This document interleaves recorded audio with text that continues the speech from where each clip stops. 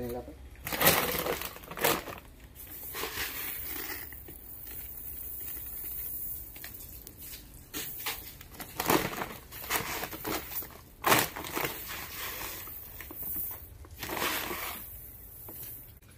మహాసోదరులందరికీ నమస్కారాలండి.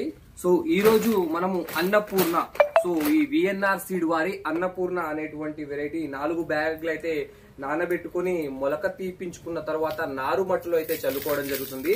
3 ఎకరాలు అయితే పూర్తిగా కూడా మొత్తం వడ్లు అనేది చల్లుకోవడం జరిగింది. ఇక్కడ 3 ఎకరాలు వచ్చేసి మనము నాటు పద్ధతి ద్వారా వేసుకుంటున్నాము. అందులో వచ్చేసి అన్నపూర్ణ విఎన్ఆర్ సీడ్ వారి అన్నపూర్ణ అనేది సెలెక్ట్ చేసుకోవడం జరిగిందండి. సో అక్కడ చూసుకున్నట్లయితే మంగళ సీడ్ వారి 1224 అనేటువంటి వెరైటీని వేసుకున్నాము. అది వెదజల్లుకోవడం జరిగింది. ఇది మాత్రం నాటు పద్ధతిలో పెట్టుకున్నాము. సో అది కూడా నాటు పద్ధతి అనుసరించి మనం ఇవన్నీ కూడా ఒక తట్టు బస్తాలో వేసుకుని దాన్ని నానబెట్టుకుని మొలక వచ్చిన తరువాత దాన్ని నారుమడిలోకి అయితే చల్లుకుంటామండి. సో మనం తడి నారైతే పెట్టుకోవడం అయితే జరుగుతుంది. Thank you.